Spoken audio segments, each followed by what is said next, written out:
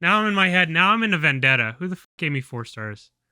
What did 4 I out of do? 5 is great. Nah. I It's give 80%. everyone a 5, even if I get into your Tesla and it smells like Drakkar Noir and I want to puke. I'll give you 5 stars because I know that we're both struggling. But you know what?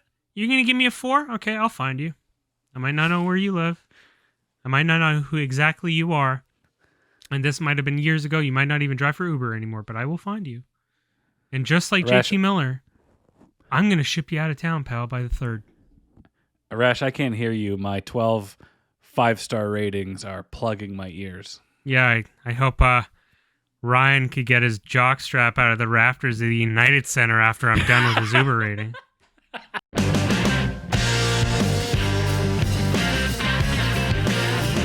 We get a lot of shots. Everybody come to the net. We just have to get more and more pucks to the net. I'm about to listen to Pucks on Net. We used to talk about in Vancouver getting pucks on net. Pucks on net. What were you saying about putting pucks on net? This is JT Miller with the Vancouver Canucks, and you're listening to Pucks on Net. Pucks on net and driving and making a hard night on them.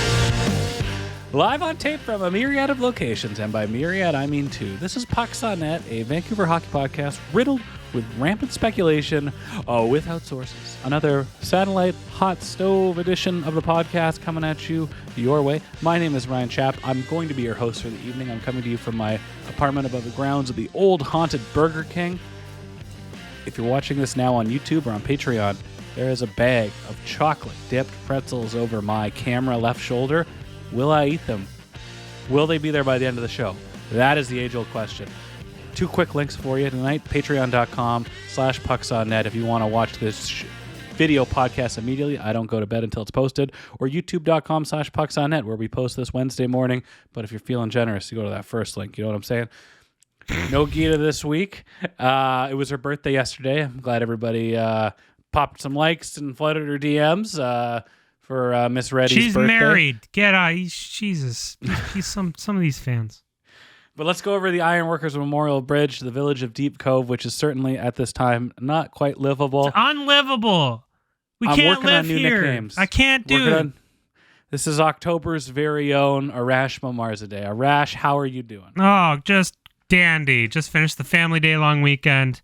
A lot of people in the streets. I'm wondering, A, why are you not in school? B, it's just, I hope everyone had a good family day. I hope a family long weekend. Very little Canucks news. Good for Archer Seelovs. But Ryan, really, I just got to say one thing.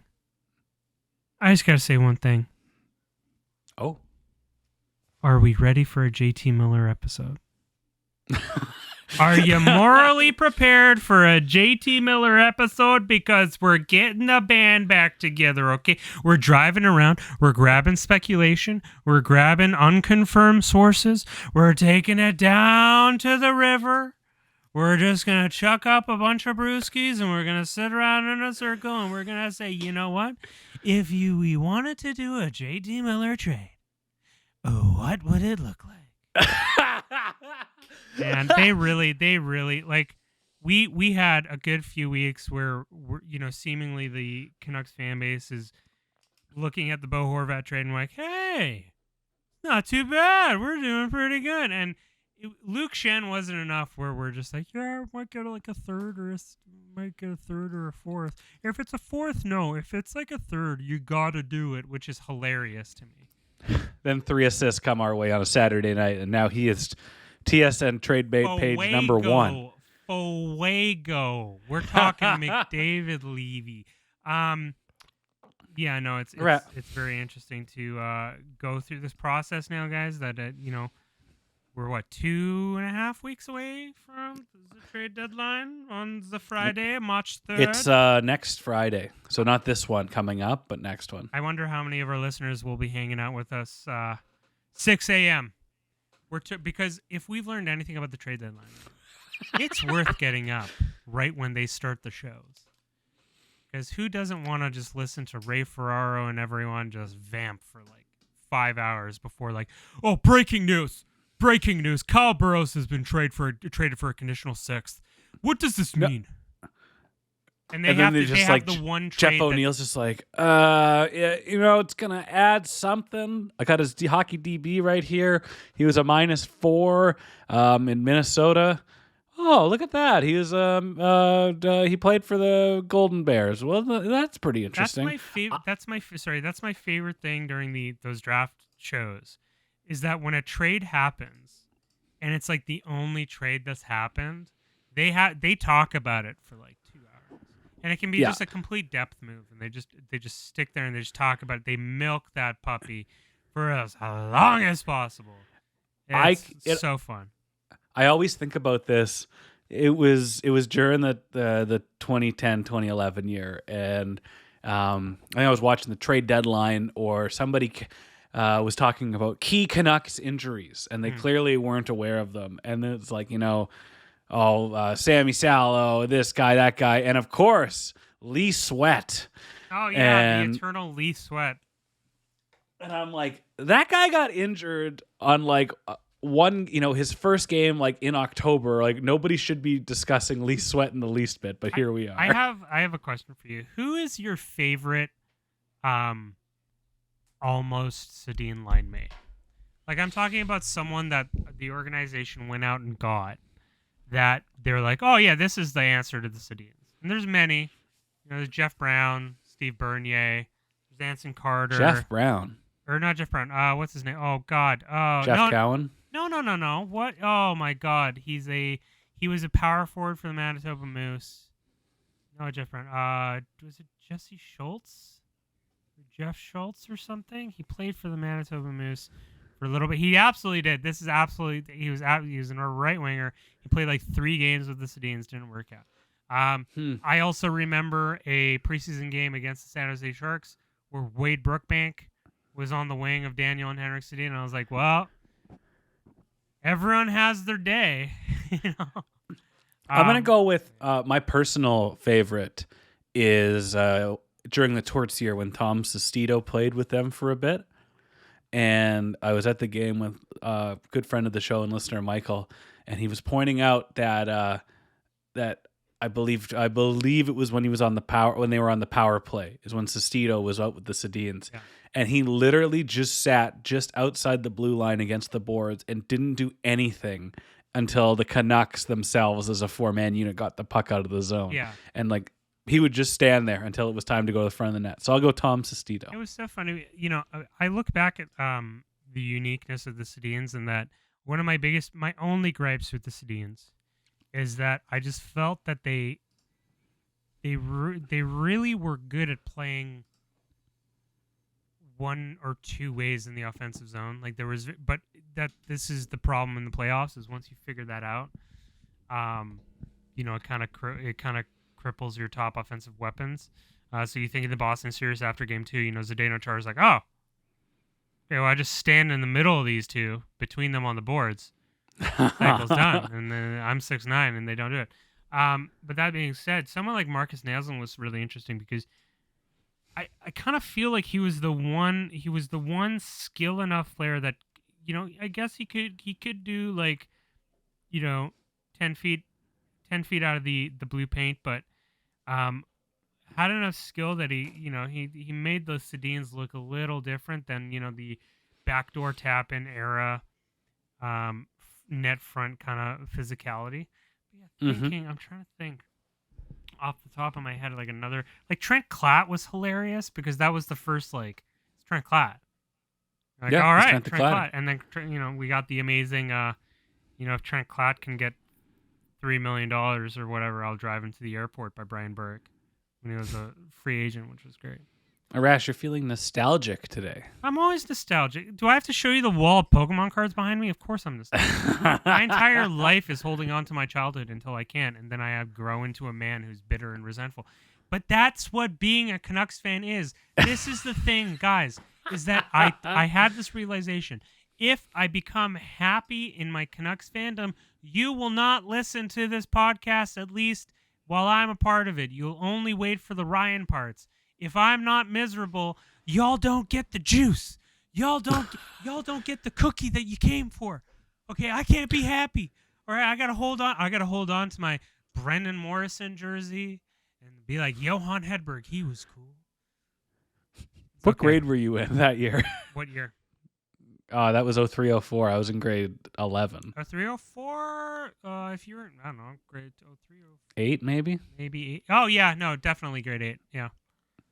Man, you know what? I got a question for you before we get into the whole rundown in sports. A lot happening. I know a lot happening, but question for you. Since you brought up high school.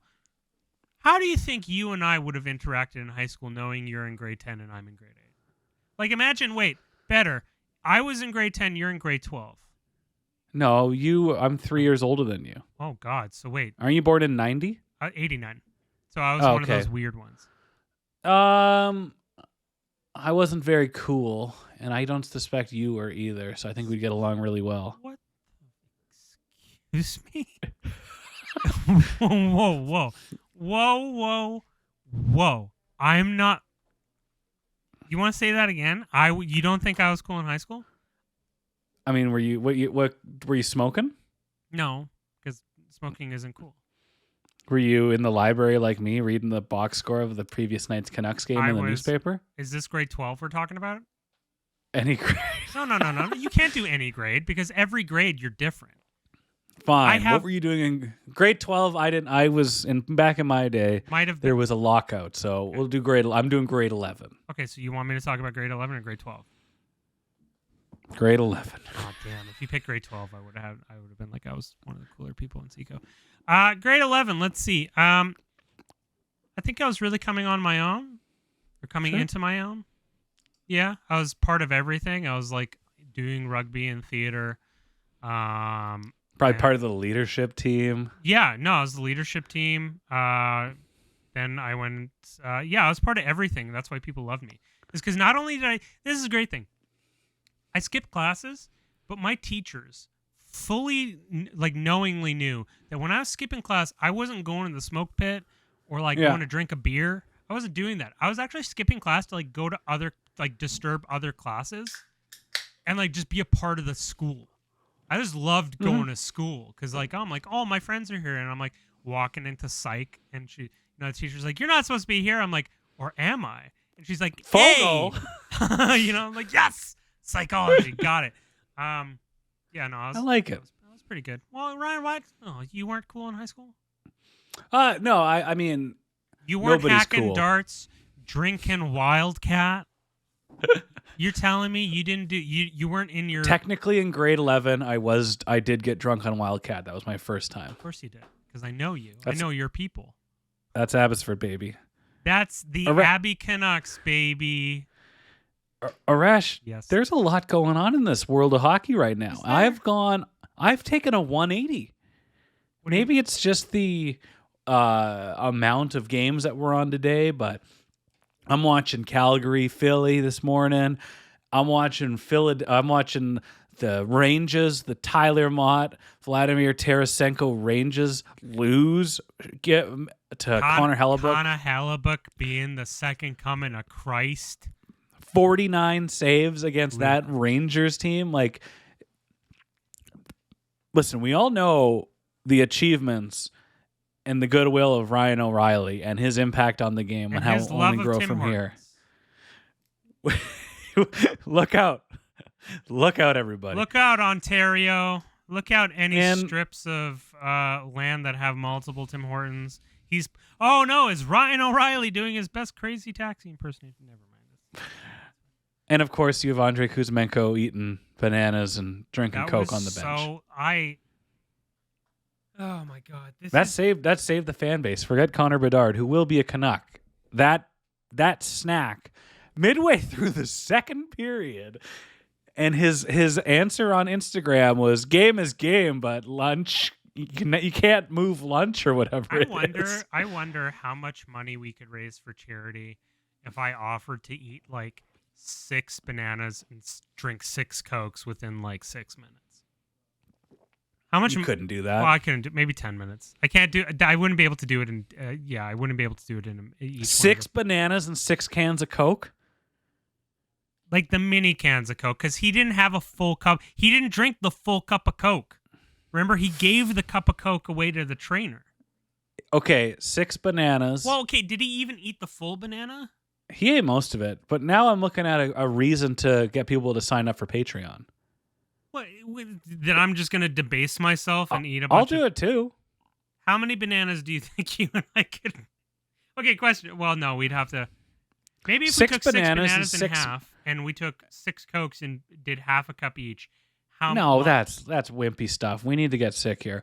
6 of the mini cans each, and 6 sensible bananas each. I don't want my mom to come back from the Middle East, and the number one trending thing on her Instagram when she comes back and gets connected to internet is an Instagram video of us on the pawn account of me like vomiting profusely a mixture of like potassium and caramel covered sugar water.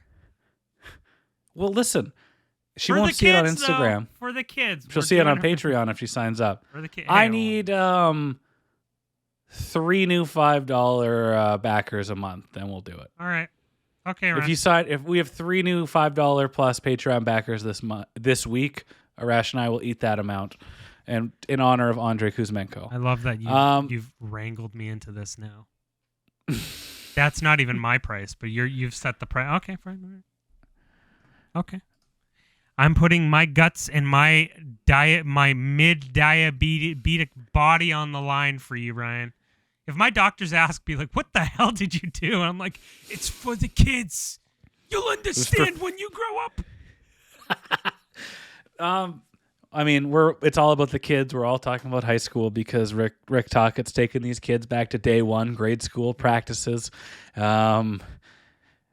Arash, what is your favorite storyline right now involving our Vancouver Canucks? I mean, my favorite storyline is that Elias Pettersson is Elias Pettersson. Like he's I was very worried there for a little bit where I thought that Elias Pettersson would become like a less injury prone, more consistent Michael Nylander, where I wasn't sure. I was like, oh, this guy is like skilled in a unit, but is he the dude that you hitch everything to? You know? Yeah. Not, like, would I take him? Would I in a fantasy draft? Would I take him in like in the top whatever? I don't know, but if I would take him in like round 2 or 3, yeah, sure, he's like Scottie Pippen, you know. But the more and more that I think about it, I'm like, you're seeing, no matter what line mates you give him, he's turning it like he's flirting with the century mark. He's flirting with 100 points.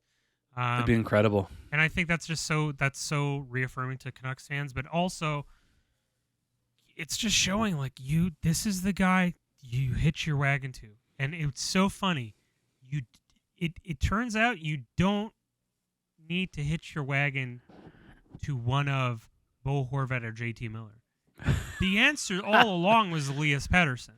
And so now I'm really curious. I'm not going to get into a thing, but I'm really curious if they have 2 weeks to go, and there are legitimately other teams calling, and let's just say like Carolina calls you and says, "Hey, we have Jesperi Kotkaniemi. He's not really developing into the guy we thought." Also, the meme offer sheet we made with the Canadians. Okay, the joke was not really funny anymore. Blew up in our face. We admit it. You know, you can take like even straight up if it's like Kotkaniemi for Miller, no retaining, no nothing, just straight up. Kotkaniemi makes like 4.8 for another 7 years, whatever. In my head, do I pull the trigger on that? 100%, because at the floor, you have your third. It's so funny. You finally get your third line center, which is the floor that this franchise has been asking for since Manny Malhotra. You get your third line guy that you stick there locked in for 4.8 and be like, you know what? If he scores 35 to 40 points and that's what he turns into, great. I'm just really curious. Like, is Luke Shen the only move? Is Brock Besser all these things? And the sad thing is that we're in the era of speculation, and we're not in the Bob McKenzie locked and loaded sniper rifle. Exactly what I'm telling you is going to happen. Adrian Wojnarowski. You know, that's the other thing that I'm finding, Ryan. Sorry, I know I'm rambling. I don't know if you follow the NBA too much, but none at all. So there's two main reporters in the NBA, Adrian Wojnarowski and I'm gonna butcher his last name, but I'm just gonna call him Shams because that's what they. His Okay. name. When they tweet news, it's like confirmed. Yeah. It's the Bible. Like they are ahead of it. They know what's happening. Boom, you get the information. It's 90% more than likely yes, unless something changes. And I find in the NHL, maybe it's a Canadian market thing that we're getting all this from constantly from Vancouver and Toronto and Sportsnet and everything. Yeah. I just don't know like the difference between someone like Friedman or Saravelli or whomever when they hear something and they can't exactly break it. So are they hinting at something? Like just get to the point where if you have any concrete information, even if it's a tiny thing and you're trying to get the bigger picture, like make sure when you tweet something, I'd rather you tweet one or two things that I know are true as opposed to the 20 things that we're being bombarded with through social media, radio, and everything else. That's all speculative. And everyone's doing 10, 15 hits a day through all these different markets. And they're all saying, okay, well, don't quote me on this, but I'm using my words. Arash, that's the cable news cycle. Like it's like we need talking heads to fill hours upon hours of content and ramble and ramble and ramble, and nobody's gonna take what we say here, and it's just they're just here to listen, and so like that's why they always say don't radio me, and so like when Frank Saravelli is like, well, I heard a couple of teams. This is the dumbest one I've heard. I heard a couple of teams are thinking about what it could be like with JT Miller on their roster. And I'm like, so you're telling me that at least one NHL team went, hey, could we make this work? Would we want to make it work? And it could have ended right there. Like it's dirt sheet stuff. There's nothing there. So it's really interesting you bring this up because then I can draw a parallel to the NBA again where we're talking about talking head sports cycle stuff with people like Stephen A. Smith and like First Take and all these shows out of New York that it's so interesting. A lot of the conversation is like take based back and forth. So, one person Skip Bayless will talk some utter nonsense where he's like, LeBron is not a big time player. And then you get Shannon Sharp being like, no, Skip. Would you tell me? Oh, you tell me. No, Skip, doing that thing where they're 4 hours later, the show's over. 4 hours later, the show's over. But it's also really interesting. Maybe this is just the different markets where in the NBA, we're seeing star level players just being moved. Kyrie Irving and Kevin Durant just get moved in a second. But when people like Shaq and Charles Barkley and the TNT panel.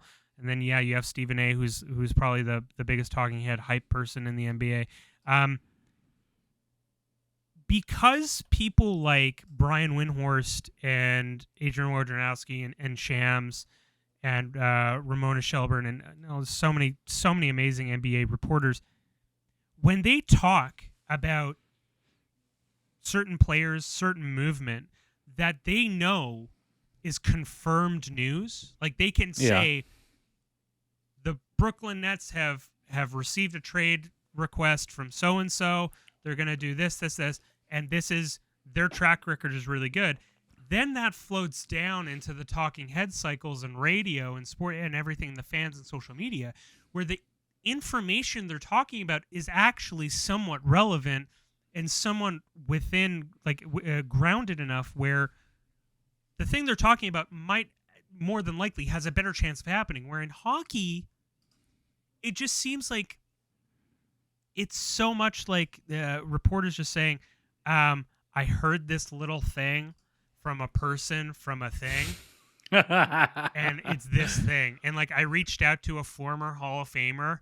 It's like, what? And they said, it's a thing. It's that thing. And so it's just such an interesting dichotomy between the two because it depends how hard are you trying to funnel proper confirmed information And how much are certain general managers, general GMs in the NHL,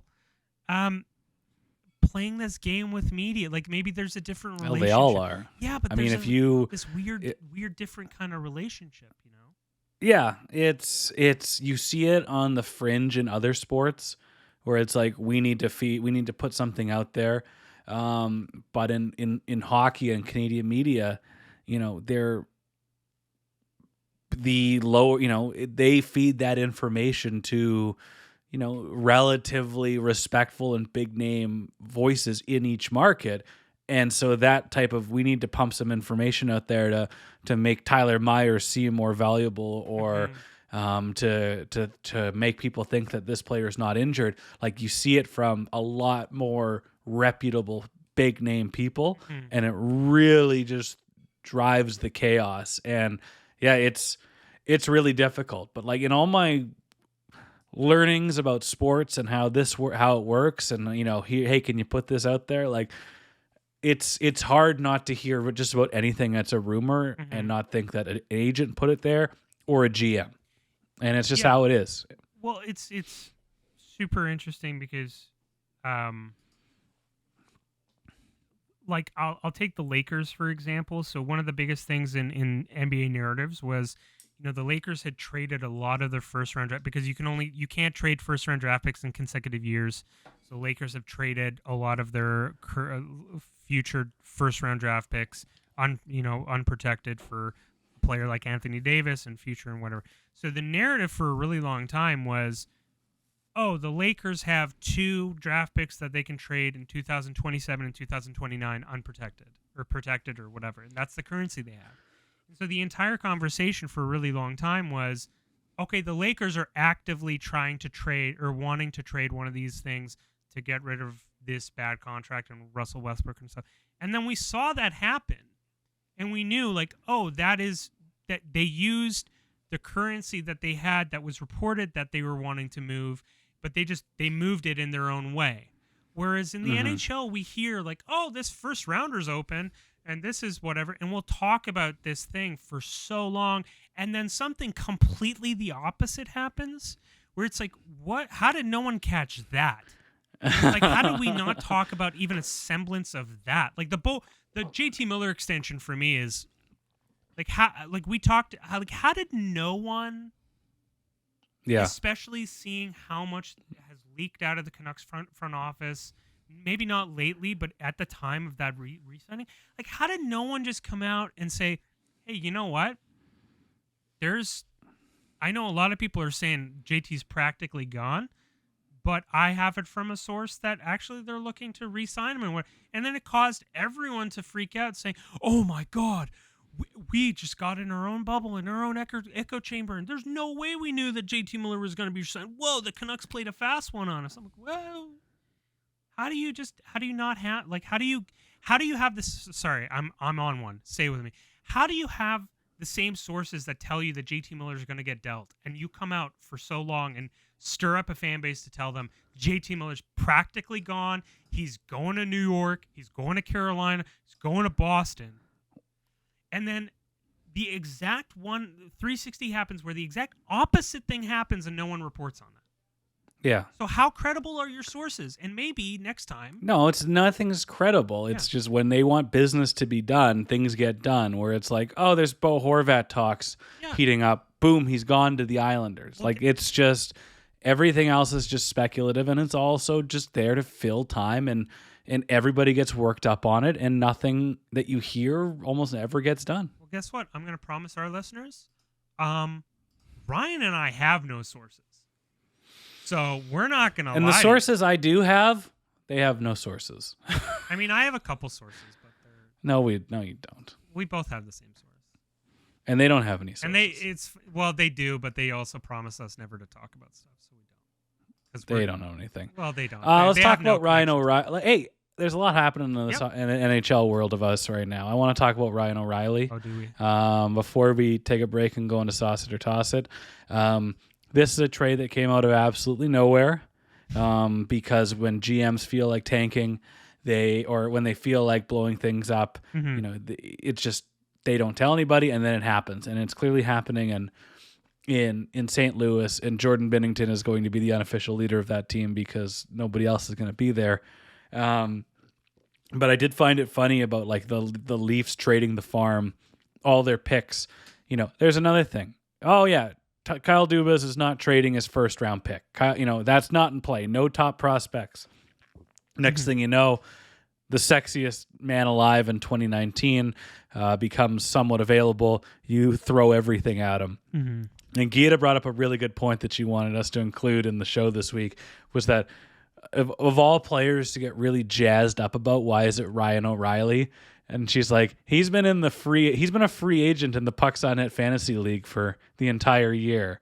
And that's a 14-team league. Yeah. Nobody wants to pick that guy up. Well, it's okay. Let's break it down. The Blues are having an awful season. He's having an awful season.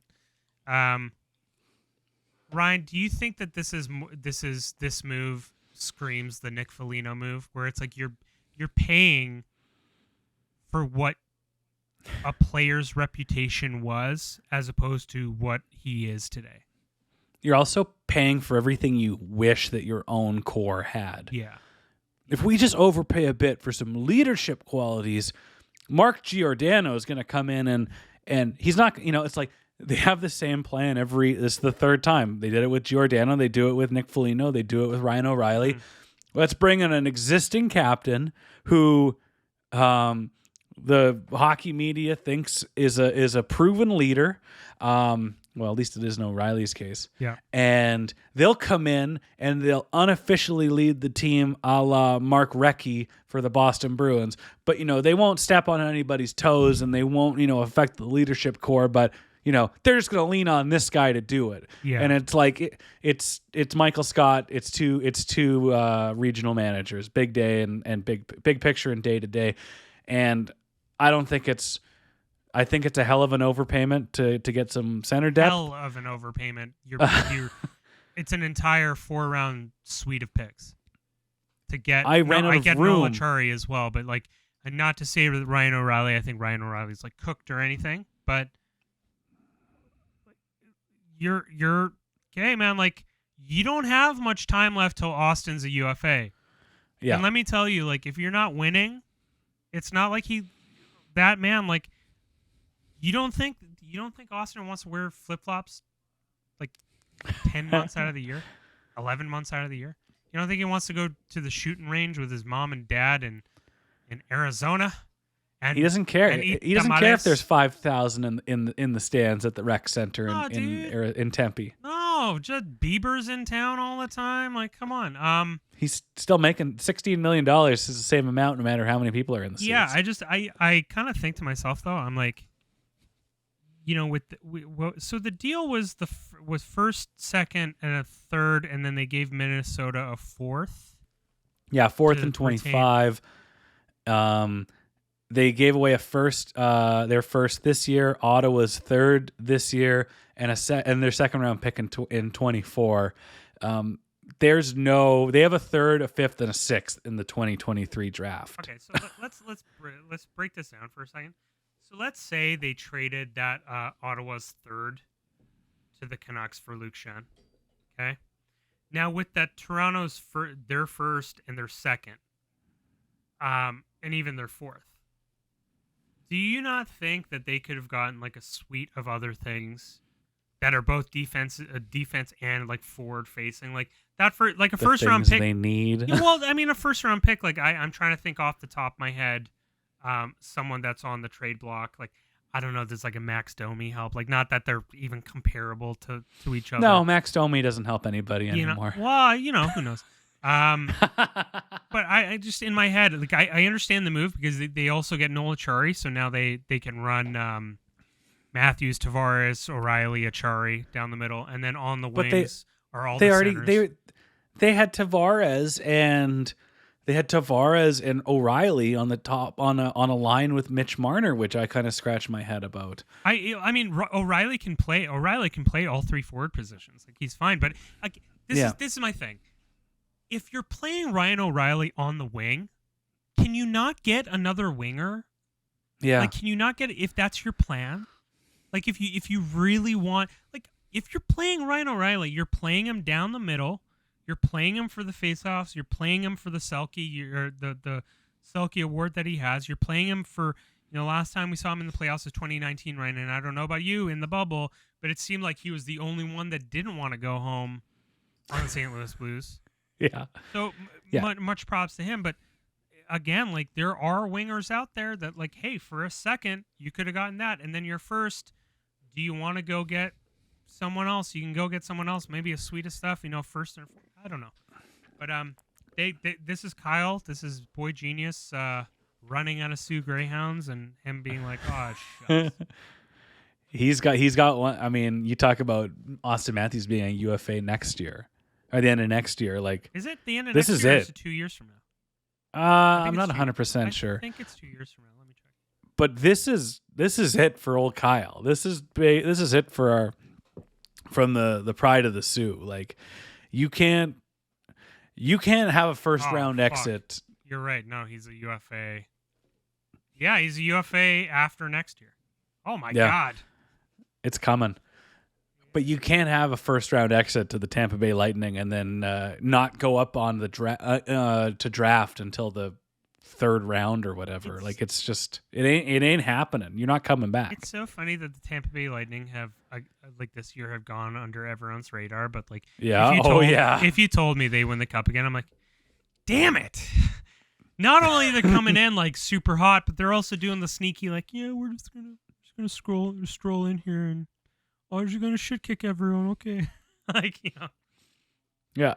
And they're bringing in Ryan O'Reilly to beat the Tampa Bay Lightning. Who knows if they go to the second round? I don't know what's waiting for them. But if it's they are spending all their gun money for a goddamn first round win. Dude, I am steezing in a way where I'm like, man, okay. So this is like the Minnesota Timberwolves when they won the play-in tournament a year ago, and there's the amazing GIF of all the players celebrating and crying because they got into the playoff. But if they somehow beat Tampa in like round 2's Boston, and I'm like, oh my God, I'm just like, I don't know. The Boston Bruins are somehow at the Air Canada Center waiting for them. Listen, I'll say this: if the Toronto Maple Leafs, with this, like, if they finally do it, I'm going to be really happy for Canada, and I'm begrudgingly going to be happy for Toronto fans, because if they, just like the Canucks, you got to slay some dragons, you got to slay some demons to get to where you want to get. And one weird dragon that we both share together is the Boston Bruins. So, you know what? If they can beat Tampa, if they can beat Boston, they can beat Carolina, and then they can beat... let's see who's coming out of the West. I don't know. The Seattle Colorado. Kraken. Seattle Kraken. Yeah, the Kraken. Who knows? Arash, but yeah, I'd be proud. Let's I do like this. Joseph Woll on the Maple Leafs. He said he found out about the trade when they looked at the lineup chart in the dressing room. He's like, what happened to our lines? And he said he doesn't have social media and he didn't learn until he arrived at the rink. What the hell? Huh?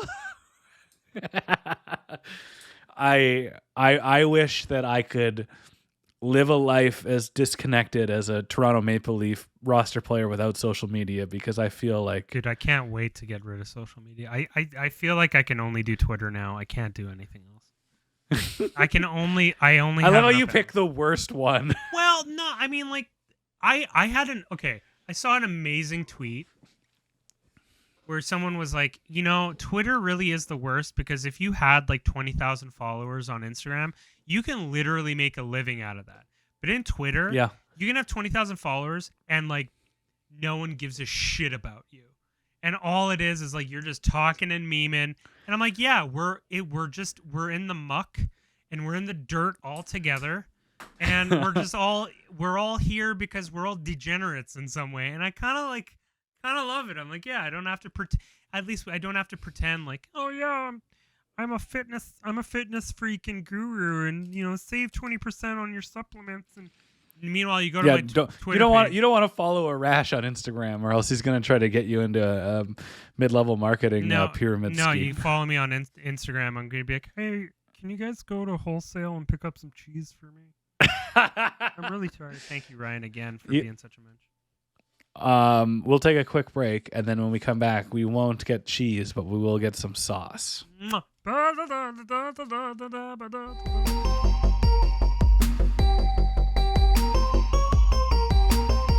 Hello, everybody. Hope you're enjoying the show so far. Thanks for getting to this point.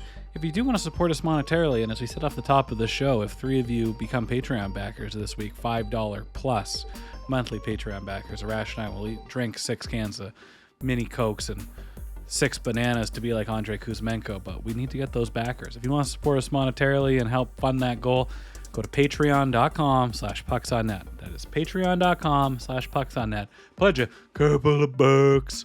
$5 American to be exact gets you immediate access to our bonus content. 5 minutes for paying, which we just recorded and was super funny. You get video podcasts immediately, and you can join the Pucks in Discord. It's a good way to help support the show. It's a fun little community in there, and we reinvest every penny that you give us to the show that you support us with. We reinvest back into the podcast. So if you're feeling generous and you want a little bit more content from us, patreon.com/pucksonnet. If you don't want to support the show monetarily, and we completely understand that, gas is like $4 a liter and 6 eggs is like $19. Go to youtube.com/pucksonnet, hit subscribe, smash the bell, watch our video podcast there a few days later, watch our video content there, look out for live streams, and just a lot of content goes there, and if you watch it and consume it, it's a great way to support the show. Follow us on all our socials. We're on TikTok, we're on Instagram, we're on Facebook. Don't follow us there. Nobody follows us there. Go watch our clips on Instagram and on TikTok. And if you listen to the show on Spotify, you can share it in your Instagram stories. And speaking of Spotify, speaking of Apple Podcasts, go rate and review us there. 5-star rating, a positive review. Those still help. People and podcasters have been saying this crap for 10 years for a reason. Those dumb ratings and reviews go so far in the weird Steve Jobs Apple Podcast algorithm. Go leave a positive comment there. Go tell a friend. Go hire a plane to deliver a message or to throw leaflets out, and just help spread this show. Let's go into Sauce It or Toss It. Let's do it. Sauce it or toss it. Sauce it or toss it. Sauce it or toss it. I quite enjoyed your roster here for Sauce It and Toss It this week. But there are, as he giggles and eats his chocolate, I will say there are a couple questions that you've put in so that you can chime in on them, and I'm putting a 30-second shot clock on you for those. Oh, okay, yeah, no problem. Because there's a couple I'm like, that's an Arash question. 24-second shot clock, actually. Violation. Traveling. All right, Sauce It or Toss It. Ryan. Oh, God, that's good chocolate. Ryan. After the Matt Barzal injury, the Canucks look like they've single-handedly won the Horvat trade for the time being. Ryan, what do you think? I don't know. I'm not quite ready to sauce that because for the time being, they look like they've... No, I will toss it. I will toss it immediately because the whole thing was if they don't make the playoffs or they become, they pick past 12th overall, the pick goes to next year. And then the Canucks get a first round in 2024 when quite possibly the New York Islanders could be healthy. They could have a whole year, under Horvat. They could make some lineup changes that for the better, and it could be an even higher pick next year. So I am tossing it. I want the pick this year in the deeper draft, and I want the Canucks to have a 13th to 16th overall draft pick. And Barzal going down is not good for that. Well done. I'm so proud of you. That's the proper answer. Number 2, Ryan Bartholomew shout. Patrick Kane is going into God mode to ruin the Hawks' lottery chances strictly in order to be dealt. I'm going to sauce it. He looks like a completely different player. And, he is an entitled, privileged boy from Buffalo that's always got whatever he's wanted. And he has clearly pissed right off that whoever is running the Blackhawks is dragging their heels and not making this deal happen. And he wanted to go to the Rangers. And he looks different. There is a different energy to him. So I'm saucing it. He is putting it on his back, and the team on his back, and maybe it's to inflate his trade value, or maybe it's just to like, hey, you better start trading me because I'm putting 5 goals up in 2 games. I will beat I'll beat the Maple Leafs myself. Sauce it. Yeah, I'm marveling at I think after seeing Ryan O'Reilly go to Toronto and Tarasenko go to the Rangers, I'm like, this is the only way. He needs to call their bluff and be like, okay, y'all want to fuck around and find out, know what Patty Kane's all about? Okay. All right. I'm an awful person, but I'm really good at hockey. Enjoy number 4, who's Matvei Michkov, and you're not going to get him for 9 years. Okay. Ryan, after the O'Reilly trade, the Leafs are set up to be bounced after round 1. I know we touched on this, but what are your vibes? My heart wants them to, my heart wants the Leafs to win finally. When I was putting together the graphic that appears to my right, that image when they blew it against Boston was 10 years ago. I'm over it.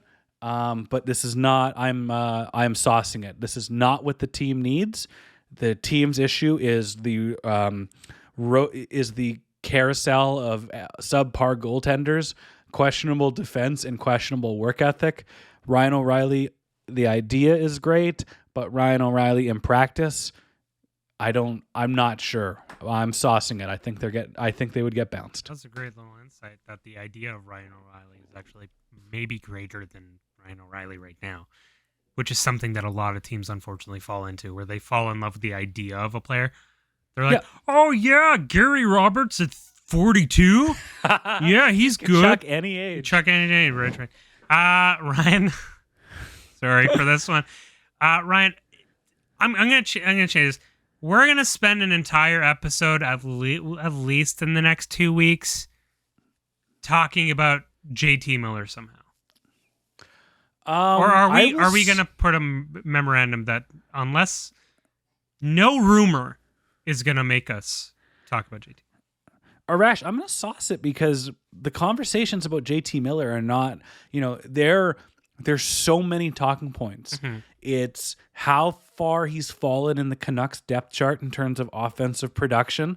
It's about his giveaways, his careless game, and the beef that will form with him and Rick Tocchet. Yeah. And just his poor play, inconsistent play. So there will be an episode devoted to him again because things aren't going his way. Things aren't going JT Miller's way. Yeah. And I feel like we're going to have a really good freak out on the bench breaking sticks, but maybe away from the rink. I just feel that this might be the energy that I'm getting, and I hope it's where we're going.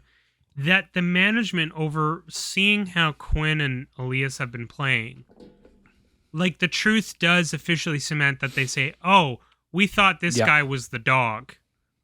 Yeah. But actually, no, we got this one wrong. And we have a small window to fix this oversight that we had. I don't fault them for signing the deal. Well, okay, a little bit, but I can understand if they were trepidatious with what Horvat was asking and they thought, oh, okay, this core is going to be Miller, Pettersson, Hughes, Demko, whatever. Yeah. But now you're seeing that Elias Pettersson is flirting in the century mark without JT Miller. Oh, yeah. And now JT Miller's he's having not quite the season, not really the season he had before.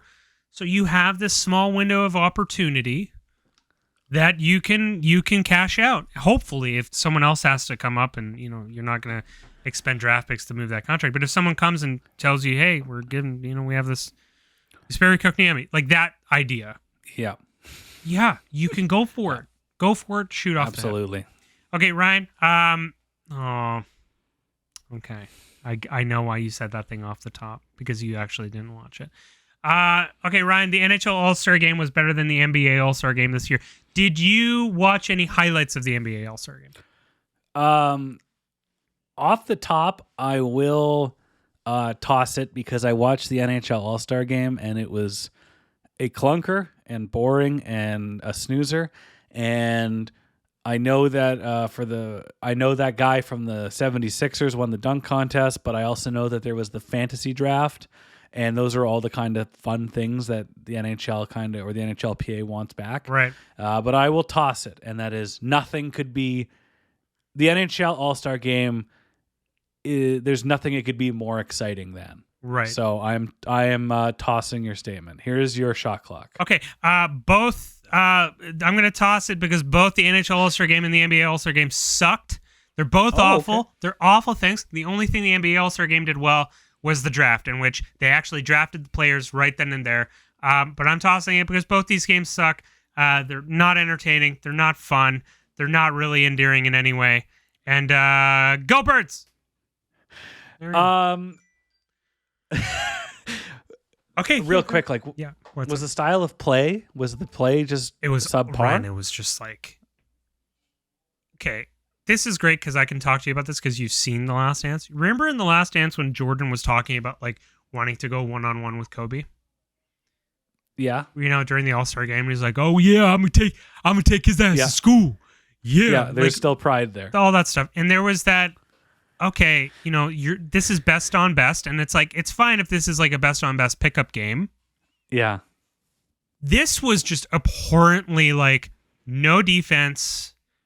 Like Jason fucking Tatum throwing the ball to himself in a dunk, and I'm like, that's fine, but like, what? We're just watching a bunch of kids run around and do shoot around, and I don't know. It was honestly boring and unwatchable.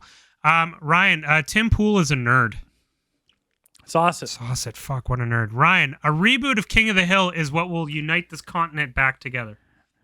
Another big sauce. We were talking about this over the weekend, and I believe Hulu is starting the reboot. But that is a show that if you slept on in the 90s or the 2000s, go back. It is evergreen. It is topical as hell, and it's aged very, very well, and I think that would be a mammoth hit. Forget about when they brought back Futurama. This would be legit. This would be the bomb.com. Big sauce. It writes itself.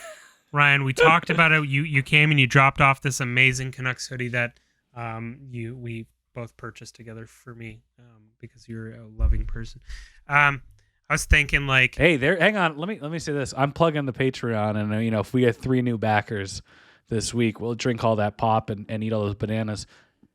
There is a perk, an unwritten, don't ask, don't tell perk that I offer Patreon backers in the Discord.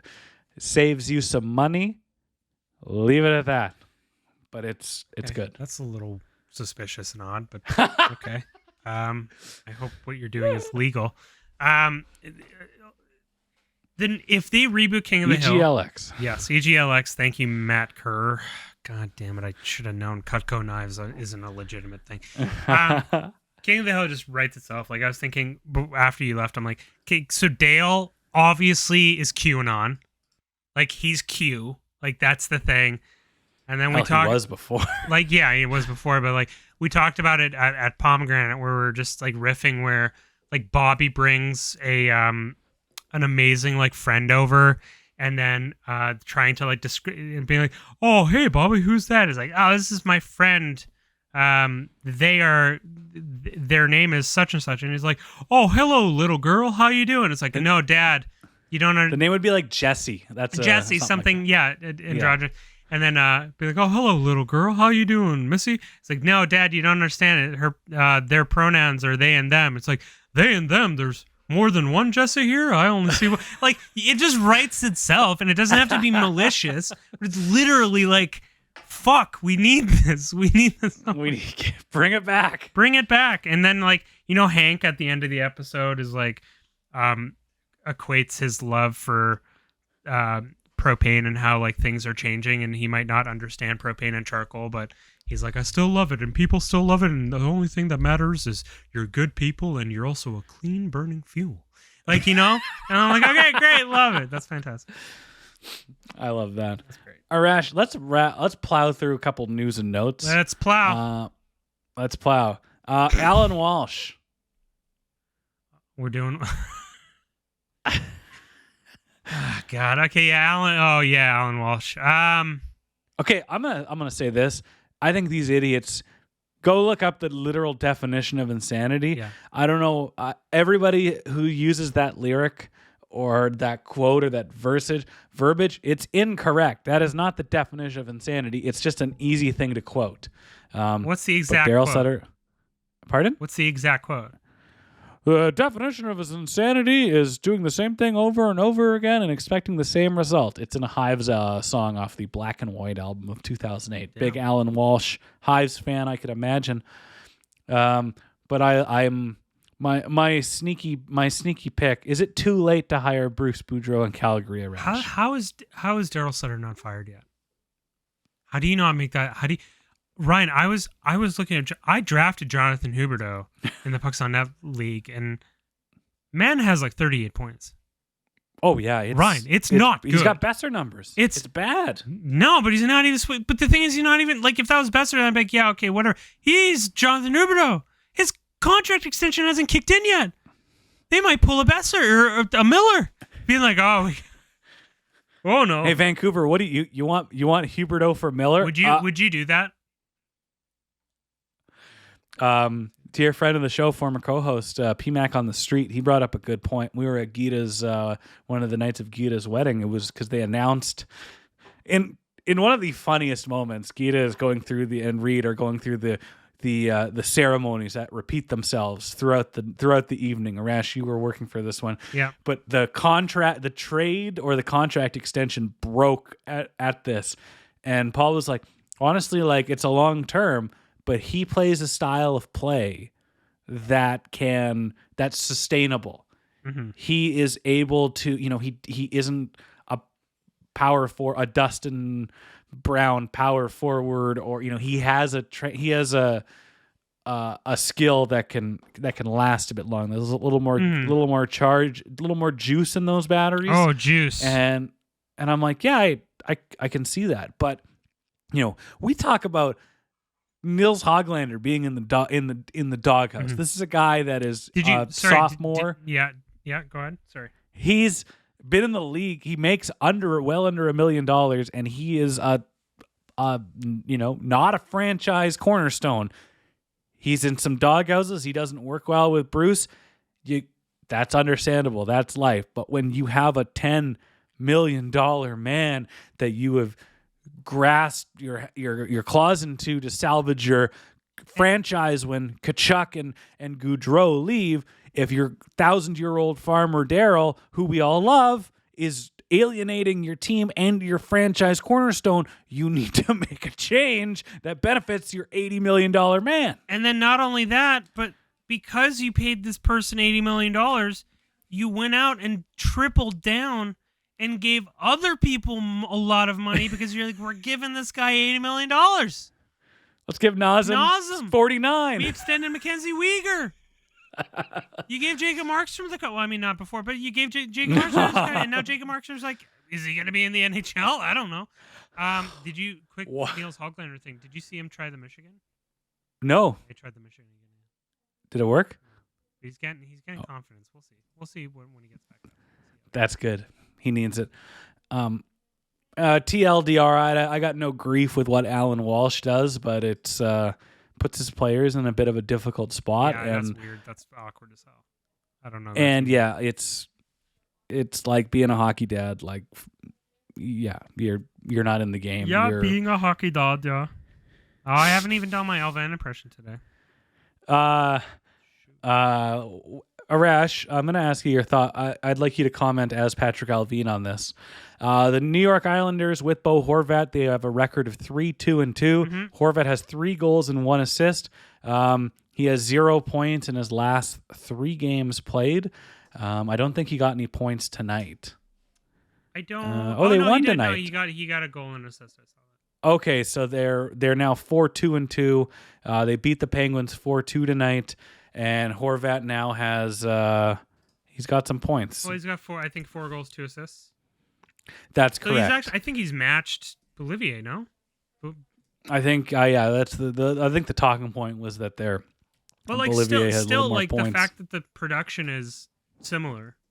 Yeah. Obviously they play different positions, so you can't match a winger opposed to a center and what Horvat does face-off wise. But the interesting thing with Horvat that I've noticed is there's actually say it as Alvin. same as huh? Say it as Alvin. Yeah, as on the website the hfboards.com he say hockey forum on the internet, very nice people. Yerke, I think, is also a member of this hockey forum. There is a thread about the Bo Horvat. There's okay. I'm just gonna stop because there's a thread on Bo Horvat made by an Islanders fan who's like, I think the title is Bo Horvat is unique. ... Where he's like, he's really good at faceoffs, and like he has a knack for scoring goals, but like I don't know. It's just like he's something's missing. I don't know if like I was expecting. I don't know. I'm expecting like more, and we're like So now we know. Now you see what we see. You guys were expecting Bergeron. You guys were expecting Bergeron for the fake because this fake news media has towards these idiots. No, I'm just kidding. I love earlier in the show you mentioned how Petey's putting up points and getting his, whoever he's playing with, he's making the entire roster of the Canucks that plays with him better. Mm-hmm. While Horvat is just, he's a guy that scores goals on bad teams. Mm-hmm. Yeah. Underperforming teams. Yeah, it's very interesting. But yeah, no, I'm like, yeah, Bo Horvat does this thing where you expect more of him, but then he like pops out of nowhere and scores 2 goals. So, like that's kind of what he is. Like you just you don't notice him, and then boom, 2 goals in like 5 seconds. And you're like, what the fuck? Speaking of boom, Tyler Mott, he's a Ranger again. He played tonight in their losing effort, and that's about it. Minnesota Wild aren't playing that good. Nobody's scoring goals to them outside of. It's been 5 weeks since a forward not named Kaprizov, Zuccarello, Eriksson, Hartman, or Boldy have scored for them. So expect some panic moves there. Expect a Brock Besser to go their way. A Brock, man. Oh fuck! Figure out a way to get Brock to Minnesota. Like I know Jordan Greenway's coming back because that makes too much sense, and like the idea of someone like Jordan Greenway. Well, the problem with Jordan Greenway is that. You think like here's the 6'6" winger who's like crashing the net and everything, but he's actually oddly more of a playmaker than anything. Yeah. So I'm just trying to think like Petey doesn't really work because Petey's the distributor, and whoever's your second line center like Miller. I don't know. Miller's more of a distributor, so that wouldn't work. I don't know. JT Miller's more of a Sheldon Dries kind of guy. Hey, come on, give him one. Arash, let's go into some questions here, and then we'll fire it off into Pucks Net Trivia. Yes, sir. Here's an easy one. This comes from Ryan Hank, always 94 on Instagram. Have you guys seen Chasing Nolan on Netflix? Nolan Ryan was a monster. No, I don't like baseball. I don't know. I have not. I'm curious what type of monster he is. Some kind of next question. Yeah, there's a couple type of monsters. Yeah. This comes from 2 Patreon backers and friends of the show. Andrew, Fraser Valley Bricks, he goes, if the camera caught you on the bench having a snack, what would it be? What's yours? Can I be a little loose about snacks? Yeah, sure, go for it. Is it chocolate pretzels? No, I think of it'd be a vanilla cone from McDonald's and a McDouble dressed as a Mac without pickles. Nice. All you kids out there, ask them to dress it as a Mac. They'll do it. A bowl of corn. Oh, that is true. I'm a corn guy. I love peaches and cream corn. Like Katie will vouch. I will be fucking gooned out of my mind off an edible. We're watching like Ted Lasso or something. I like sneak downstairs and she's like, what you doing? I'm like, making some corn, and then just like bring a bowl of corn that I've mastered with like butter and some of this chili oil. Crunchy chili oil sauce, and just be like, I know, guys, just trust me. Have a bowl of corn with some butter and some chili. It's pretty good. Pretty good. This is a follow-up question. Yes. This comes from our pal Lindsay. What would your meal of choice behind the bench be? Meal of choice? Like something that I know would get me going? Or just like, what would you want? Because I picture, I think of it while I'm driving, or like you're on the bench. You only have like, let's say a 2-minute window, if that, to like eat portions of it. Mm-hmm. So like, I'd probably want like a burrito bowl or a poke bowl, because I could shovel it, chew, put it down, and have a chef come back. I know what it would be.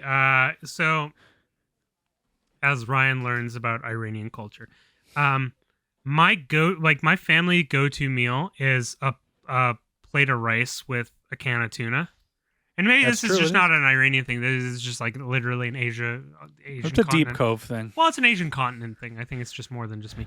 But literally, like when I'm too tired to make food, I'm like literally plate of rice, tuna, olive oil, crunchy chili oil sauce. Fucking just go and just down it, and then I feel like so alive. I don't know what it is about it that I'm like, yes. But it's probably, honestly, it's like probably some rice concoction my mom makes that I'm like, this is fucking magic. You spent 4 hours making this thing. How did you? There's lentils in here. There's green bean. What? I'm just crazy and just. Both our meals had tuna and rice in it. Hey, thank you, the ocean. And come on, you coward! Ask the Roger Smith. Ask Roger's question, okay, so we can talk about it. No, not 5 minutes for paying. No. We have a question, a big brain question from Mile High Travis. You better just ask Roger's question. We'll save that in 5 minutes. Okay. Oh, Roger, I want to talk about your question. Okay. Cool Indian 101. Roger R. Smith, dear friend of the show. A non-hockey question. Should Sami Zayn be added to the Roman Cody match at WrestleMania? 3 exclamation marks. Okay, Ryan, are you gonna put the 30-second timer on me? Can I have mine? Can I go first? Yes, you absolutely can. Go. I think what they did on Saturday night in Elimination Chamber is totally stupid. And if there's one thing that we love as nostalgic wrestling fans is Mick Foley winning the title with Stone Cold interfering. He lost it like 2-3 weeks later. You give Sami Zayn that opportunity. Nobody gives a shit if he loses it to Roman a month before WrestleMania. We get it. But he deserves it in Montreal. And now a tag team match is stupid and dumb. Okay. Can I go? And... 3. Completely agree with Ryan. It doesn't fucking make sense. I know you don't book for the night. You book for the story. But for the love of God, everything was pointing to it. You should have just done it. Roman has 2 titles. The titles do not fucking matter. Because guess what? You know what matters? The monster that Roman becomes. And it can turn into a thing where within the next 6 weeks, Roman's killing everyone, whatever. And Cody has to do something. Sammy has to do something. Just many other things you could have done outside of the cowardly fucking WWE fucking bullshit where they're like, well, we can't change our angle now. I'm like, are you fucking kidding me? Like, Christ. And to go back to your specific question, Roger, no, he shouldn't be added to the match because that doesn't make sense. And that takes away from what Cody has negotiated intensely in terms of his contract. He shouldn't have been in that match, but he should have won the title on Saturday night. Can I give one quick suggestion? Well, how do you feel about this, Ryan? If they had went down a path like, okay, so he beat Sammy, but now in the next 6 weeks, originally I thought, why don't they just turn Roman, because the entire thing is the bloodline turning into this entire destructive thing where Roman turns into 2018 era Brock Lesnar, but like on crack, where he's just like completely unstoppable. He's completely snapped. He's lost his goddamn mind to the point where even Heyman's like, okay, I don't like this. So you do a thing where it's like a 2-night event where he's like, you have to defend both titles, and like Sammy has to fucking beat him, and that's where you do the J turn. So then Sammy beats Roman for the 1 title. And then Jay, sounds great already. Jay has his thing, and then Roman turns into like the fully broken, monster fucking like I have no vent, like I'm just pure like the 99 overall rating Roman Reigns God mode Roman that he and thinks that he God is. mode should beat Sami Zayn, and he does, and we all get it. And we get it, but like now, but if Jay interferes, and then that helps Jay's entire turn, and then next night Cody, it's like you've built the entire thing where it's like the only like Cody's entire narrative is like I'm doing it for my dad, I'm doing it for my pops, and then who's the guy that's gonna fucking finally destroy God and rid us of this fucking Roman Reigns bullshit? Is like I don't know. Yeah, Cody comes and fucking does it. Maybe The Rock pops up and he's like, "You're not the fucking head of the table. This is family, and if I've known anything about family, you stay." There's just sorry, Ryan. There's a million things we could have fucking done with this storyline. And now we're gonna get a stupid tag team match that doesn't even make sense because Jay is gonna turn on Jay. Like, no, it's Jay's story. Fuck, Ryan. I'm sorry, Roger. We should talk more about this. But I apologize to my father. I'm... And now it's time for your favorite part of the week. My favorite part of the week, where I further talk about booking. Ryan, It's time for Pucks on Net trivia. I'm going to apologize to you. This is going to be really hard. This is the one really hard. It's going to be really hard because... Good. Okay. Also, I need to... we were talking about high school earlier. When did you do your homework right away in high school? I was an awful academic student, but I was just so invested in like being at school and like being a part of the school where all my teachers were like, "Yeah." Are you talking kid. into your mic? Yeah, I'm talking. Yeah. Oh, you got really low for a second. Sorry. I was gonna say, you leave Sauce It or Toss It and Pucks in the trivia to the last minute. Yeah, because not only that, but because did you just have a 4-day weekend? Okay, I did not. You had 13 days. You got 13 days to do it. I don't even want to do trivia. I worked hard. I got this trivia done pretty early. I'm excited for you. Okay. I always love what Ryan, you come do you want to up know what the topic is this week? with. Rihanna. Current events. Ryan, the topic this week: Canucks trades that almost happened. God damn it. Sorry, but you know what? One of them you should know because you've read his book. It's Okay, true. well, I know a couple of trades. Okay. Ryan, Pretzels and, are still and here. Guess what? I'm gonna allow you to ask for help. Okay, I'm ready. Ryan, what was the supposed package being sent to the Tampa Bay Lightning for Brad Richards? Now, I want to clarify something. This was not, do not get confused with another question that I have that wasn't for Brad Richards. It was for Victor Hedman. It was for Victor Hedman, so don't get that confused. Now, would you like a little help? What year was it? I believe this was 2000. I think 2008, 2009 had to be. Or not 2009, Oh. sorry. One sec. He became he signed his UFA deal with the Rangers in July 2011. Yeah, but he also got dealt to the Dallas Stars. Remember that? That's correct. He got traded. So let's see. He got traded to the Dallas Stars. Yeah, 2008. So this was 2008. So he was traded from Tampa Bay to Dallas. So this is around that pocket. Couple hints I'll give you. Not really no notable roster players at this moment. So these are prospects and futures. Luke Bournon. Okay, great. That's one. How many players are there? One more player, 2 draft picks. Is it a forward or a defenseman? Neither.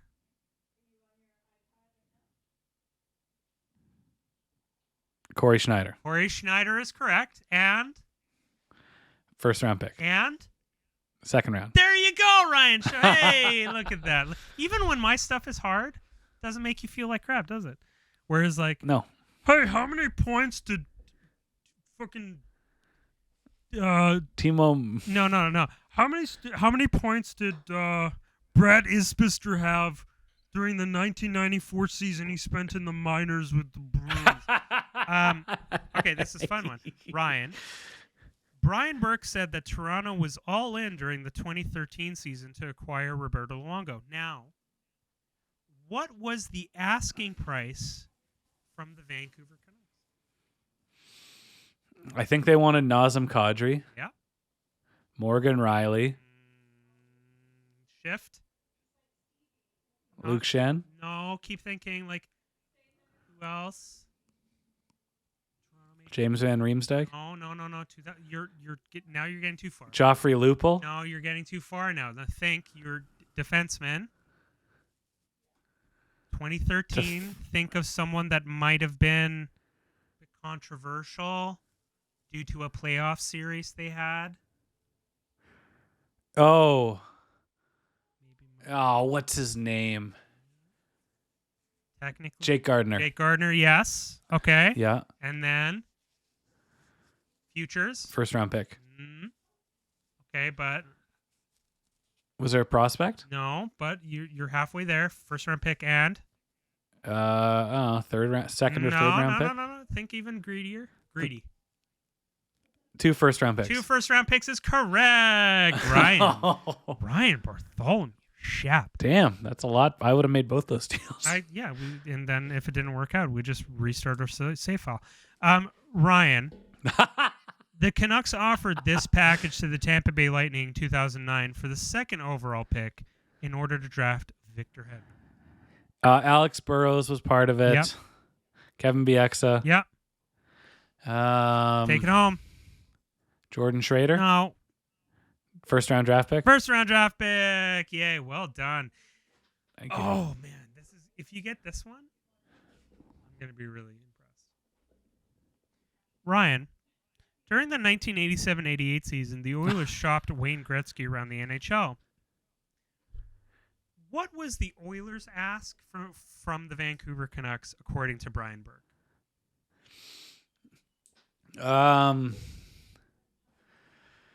Think about the original Gretzky deal, because there's something being sent here that doesn't normally get sent.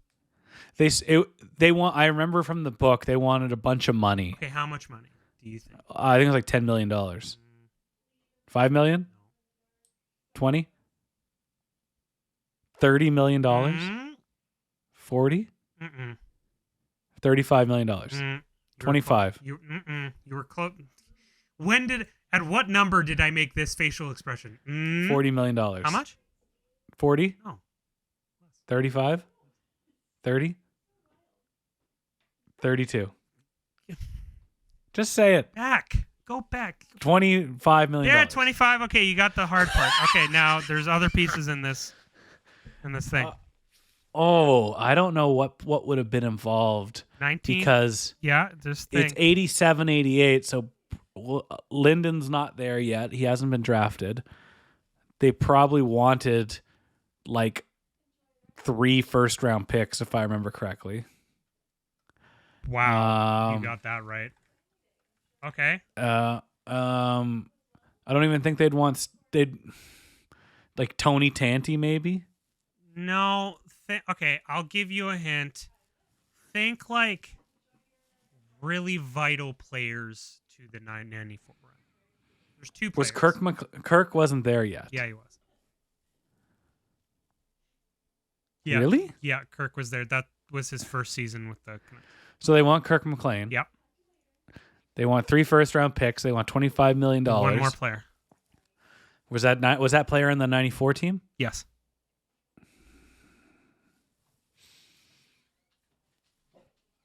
Give me their. It would give it away.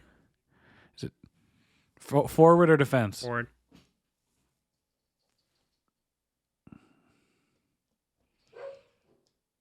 Great. One of the Greg Adams. Ryan, well done. We know Yerke got those within 2 seconds, and then he's gonna DM us being like, actually. Arash, that was a great trivia. Thank you. I'm not gonna lie. It was really hard to do trivia because I was running out of creative ideas, and I was like, I am too tired. I'm Reba McEntire. I'm Single mom in it. Too tired. But then, but then I found the courage from the bottom of my heart. I found it because I've won the Stanley Cup. I made the Stanley Cup, actually. It's so great. I made it with my own steel because I'm a schmelter. I schmelt. Yeah, it was very tough, but I'm glad you liked it. When I'm stumped for trivia, I just start going to like a random year, like a random team I remember kind of well. Mm-hmm. Like 2013 Maple Leafs or 2015 Calgary Flames, Mm-hmm. and then I just kind of spiral from there. It was really funny. I was going to do a Canucks trade deadline trivia, and then I just realized how bad we fucking are at the trade deadline. Like the 2006 trade deadline where we like traded for Keith Carney and Eric Reinrich and Mika Nornen, and then we still didn't make the playoffs, and like all of them left. And like Dave Notice gave up four like draft picks just for no reason. I'm like, oh my God. I like the 2008 one where they traded Matt Cook for Matt Pettinger. Matt Pettinger, and I'm like, this team's not in the playoffs. Like, Ryan, what are you doing here, Ryan? I don't want to bother you, but I think my dog wants to come into my room. I think she wants to come up. Go up, sweetheart. Hello. Oh, look at that it's dog. It's time to end the show. I said it's time to end the show. Arash is right. It is time to end the show. We're going to wrap it up here. We're going to go into 5 minutes for paying, where we'll talk about who's it's and what's it's, and that's Sevy. And with a V. Oh, Seth. Seth. With an F. Yeah, because her name is Sefid, which you might think is cool, but is actually the most basic name because it's literally the word for white in Farsi. But all the white people here are like, oh my God, that's such an exotic name. Oh, we might call our child that. I'm like, it's just literally the word white. On that note, if you're going to name your child after Arash's dog, let us know. Patreon.com/pucks.net. We'll see you next week. We're going to go into 5 minutes for pain and have some fun. Good night.